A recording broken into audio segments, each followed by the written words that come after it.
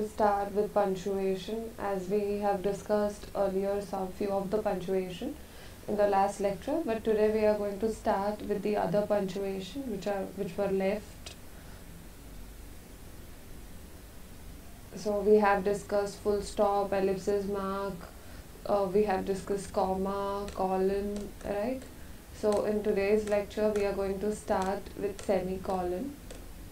So semicolon is also one of the punctuation which is utilized. Use a semicolon in a place of full stop to separate two sentences where the conjunction has been left out. So call me tomorrow, semicolon, I will give you my answer then. So whenever you are not using conjunction, right, you can use semicolon instead of conjunction. So to separate two sentences you can utilize semicolon. I have paid my dues, semicolon, therefore I accept all the privileges listed in the contract. Second, you can use semicolon to separate units of a series when one or more of the unit contains comma. So the conference has people who have come from Lahore, Pakistan, semicolon, Bombay, India, semicolon, and Jeddah, comma, Saudi Arabia. So what they are doing here, use the semicolon to separate units of a series. So Bombay, India are together, so you are separating them from Pakistan, Jeddah and Saudi Arabia. So you can utilize semicolon in that series, right? So use semicolon between two sentences that are joined by a conjunction but already have one or more commas within the first sentence.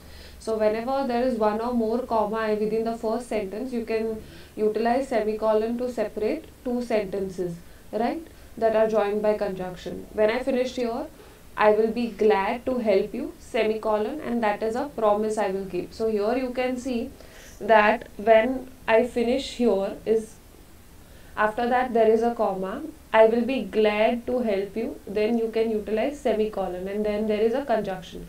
Earlier in the rule what it was said that if you are not using conjunction you can utilize semicolon, but here you are utilizing conjunction and you are utilizing semicolon because the first sentence has comma inside it, right?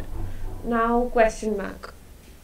So question mark, use a question mark only after a direct question. Suppose if I want to ask a question, I'll use a question mark as a punctuation. Will you go with me? Question mark. I asked if he would go with me. Use a question mark when a sentence is half statement and half question. You do care, comma, don't you? So it is a half statement and a half question. Fine. Here you can see that I asked if he would go with me, right? That is a statement. It's not a direct question. So here, will you go with me? It's a direct question. That's why question mark was utilized. Here you can see it is half statement and half question. That's why a question mark is utilized. Now what is exclamation mark? So use exclamation point to show emphasis or surprise. Do not use the exclamation point in formal business letters, right? So whenever you are surprised, you want to show some kind of expression, you can use exclamation. Now I'm truly shocked by your behavior, exclamation, right? So it is a surprise that I don't know what kind of a behavior you do. So that is, and that you can use exclamation mark. Fine. Now when you will be using quotation marks, so okay, so the rule of quotation marks is full stop and commas always go inside quotation mark. So suppose if there is utilization of full stop inside the quotation mark, the statement is such, it is a complete statement, you have to put a full stop, then put it inside the quotation mark. If you have to use comma inside the quotation mark, then it is always inside. You can't put quotation and then put comma outside it, right? So she said, comma, this comma is to separate this statement. So don't consider this comma should be inside this statement, right? If there is comma in the statement which is there in the quotation mark, it will be inside. Full stop will also be inside, and after that you have to end with the quotation mark, right? Second rule is the placement of question mark with quotes follows logic. if a question is in quotation mark, suppose the quotation which is there, right, and it is in form of question, then the question is inside the quotation mark. You should not put it outside the quotation mark. Suppose here it is, she asked, comma, will you still be my friend? So the quotation, will you still be my friend is quoted, right? But it is in a question form. So you have to put the question inside the quotation. Now in the second example, do you agree with the saying, all's fair in love and war, right? So it is the quotation which is quoted, and after that you have a question. So do you agree or not with the quotation? So that's why the question mark is outside the quotation, right? This is a statement, fine. So that's why it is quoted, and after that you have a question with the statement, right? So that's why the question mark is not inside here. So only one ending punctuation mark is used with quotation mark. Also the stronger punctuation mark wins. Therefore no full stop after war is used, right? So here the stronger quotation mark is question mark. So there is no full stop. The statement is ending, but we don't want to put full stop because quotation and question mark are the two stronger punctuation. When you have a question outside quoted material and inside quoted material, use only one question mark and place it inside the quotation mark. So suppose, did she say, may I go, right? So in this, when you have a question outside quoted material, so this is a question in which I can put a question mark outside the quoted material, but use only one question mark. So may I go is also a question, right? So you can't use two question mark, use only one question mark which is inside the statement, right? Fourth, inside the quotation statement. Fourth is use single quotation mark for quotes within the quote. So suppose if there are quotes within the quote, use only single quote. So here Daniel said, that is also quoted, and do not treat me that way, that is also quoted. So there is double quotation here. So it starts with a quoting, ends with double quotation, right? So use only single quotation for the quotes within the quote. Use quotation mark to set off a directly quotation only. So when you will be here, quotation mark, he asked when you will be there. So there is direct quotation here. Sixth rule is, do not use quotation mark with quoted material that is more than 3 lines in the length. So if the quotation is very long, right, if the quoted material is more than 3 lines, then do not use quotation marks. It's okay, you can skip that. Now what are parentheses? So parenthesis means, you can see here the symbol of parenthesis, it is bracket symbol. First rule is, use parenthesis to enclose words or figures that clarify or are used inside. So here you can see it is parenthesis. These are figures which are enclosed in parenthesis. He finally answered after taking 5 minutes to think. Again, this is a clarification, that's why it is enclosed in parenthesis, right? Commas could have been used in above example. Parentheses show less emphasis or importance. So it is less important. If you read the statement without parentheses, he finally answered that he did not get the question. Now you also use parentheses for what? For listing the items, right? We need an emergency physician who can think quickly, treat patient respectfully, and handle complaints from public. So the numbering of listing of items is enclosed in parentheses. Full stop go inside parentheses, and only if an entire sentence is inside the parentheses. So if there is a complete statement inside the parentheses, you can use full stop also inside. Please read the analysis. I have enclosed it as the attachment A. Please read the analysis. Attachment A. Here the statement is not complete, that's why full stop is outside. Here it is complete, that's why full stop is inside. Now apostrophe. So you all know what is apostrophe. The symbol here it is, right? Inverted comma above, right?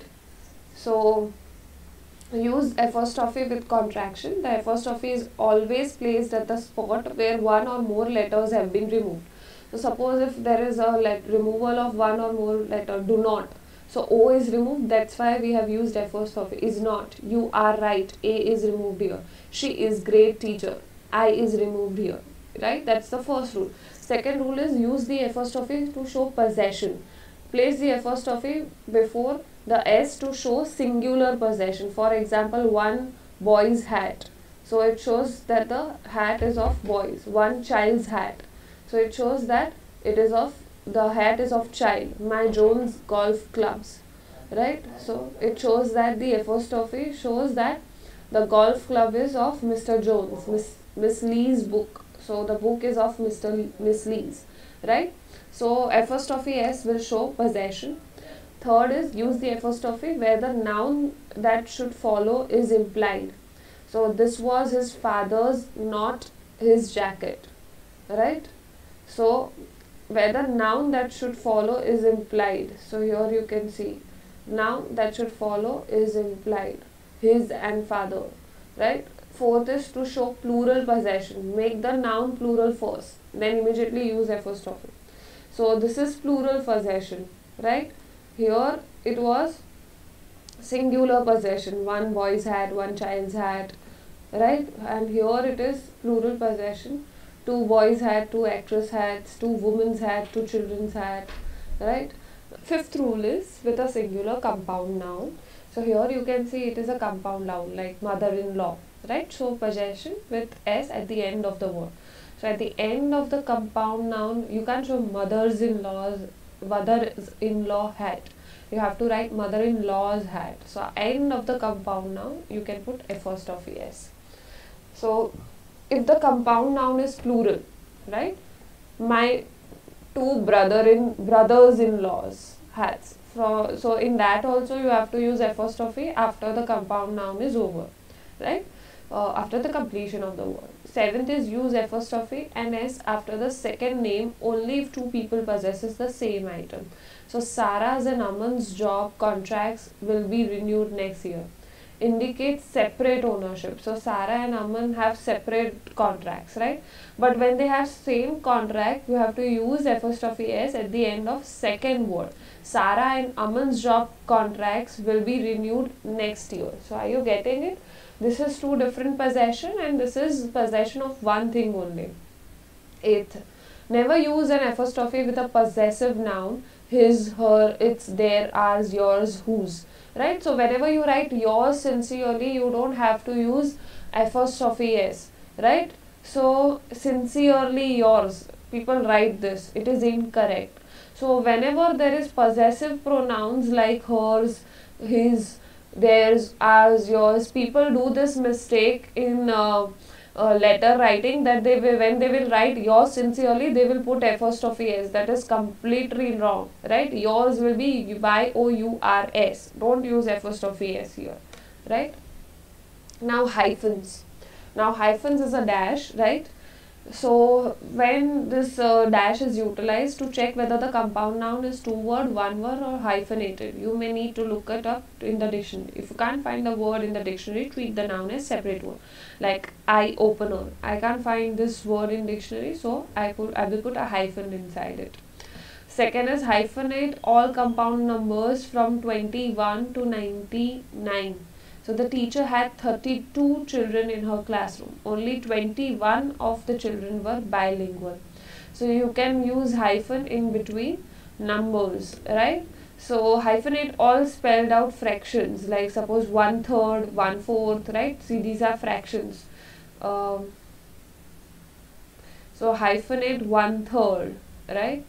When the adverbs, fourth rule is when adverbs other than ly, adverbs are used as a compound word in front of noun, hyphenate. Right? Suppose when the combination of words is used after noun, do not hyphenate. Right? So the well-known actress, so it is before the noun, you hyphenate. The actress who accepted her award was well known. So don't hyphenate because it is used after the noun. He got a much needed haircut yesterday. So hyphenate. His haircut was much needed. So after the noun, much needed. So it is not hyphenated. Before the noun, hyphenated. After the noun, not hyphenated because actress is the noun. Well known is after that. Here also his is a noun and after that much needed is utilized. That's why it is not hyphenated. Well known, actress is a noun and well known is used before it, so it is hyphenated. Generally hyphenate between two or more adjectives when they come before a noun and act as a single idea. Friendly looking man. So compound adjective, friendly and looking man. So hyphenated. Hyphen with prefixes. So here you can see. I hope you know what are prefixes. When there is addition of a word before the word, right, at the beginning of the word, then it is known as prefix. So here you can see the current trend is to do away with unnecessary hyphen. So currently you have to ignore the hyphen, though therefore most prefixes and suffixes are used without the hyphens. You can see your non-compliant, semi-conscious. People don't hyphenate nowadays. Hyphenate prefixes when they come before proper noun. For example, American, an American, right? So un-American, right? So you can hyphenate before a proper noun.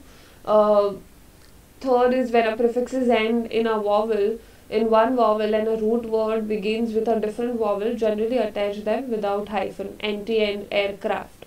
So it is starting with a vowel and the word is also starting with a vowel.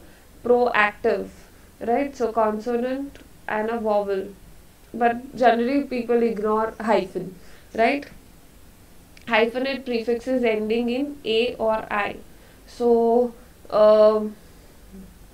prefixes which are ending in a or I, ultra. So a is a vowel, right? And it is ending with a, so hyphenated. Semi invalid, hyphenate because I, right? Prefixes and the root words that result in double E's and double O's are usually combined to form one word, like pre-employment, coordinate, right? So at that time, do not hyphenate, but there are exceptions like de-emphasize and co-owner. Fine. So mostly the right now nowadays the trend is do not hyphenate. Right. Sixth is hyphenate all words begin with self except, right. For example, self-assured, self-respect, self-address, then hyphenate it. Use a hyphen with the prefix ex, ex-wife, right? Ex-girlfriend. You hyphenate when you are using ex. Eighth rule is use hyphen with the prefix re when re means again. So whenever you think that re is to repeat the thing, then only then you use a hyphen. Suppose here, will she recover from her illness?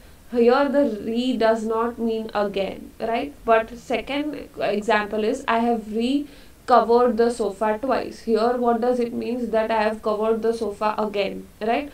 So in this I have used hyphen because here re means again. Dashes, right? So okay, so n dash is a dash which is longer than hyphen. It is used for a span of time when you might otherwise use to, right? For example, a time span like 2001 to 2003, utilize n dash. January to June, utilize n dash, right? So an n dash is longer. Don't use it just because you are uncertain about punctuation. In informal writing, m dash may replace comma, semicolon, colons, parentheses, right? So when you are uncertain, just don't utilize m dash. But sometimes people utilize an informal letter if you don't know what punctuation to put. You are the friend, the only friend who offered to help me. So here they have utilized n dash because they were uncertain about utilization of any kind of punctuation, but it is only utilized in informal letter when you are uncertain. Either it is utilized to show time span, right?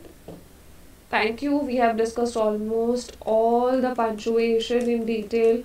Go through the rules again and again. I have given the example. If you are not able to understand, look at the example. You should first of all, you should know what are nouns and pronouns. Be clear with your grammar. Then only then you will be able to understand punctuation. Right? We have discussed all this punctuation: full stop, ellipse mark, comma, colon, semicolon, question mark, exclamation mark, quotation, parenthesis, apostrophe, hyphen and dash.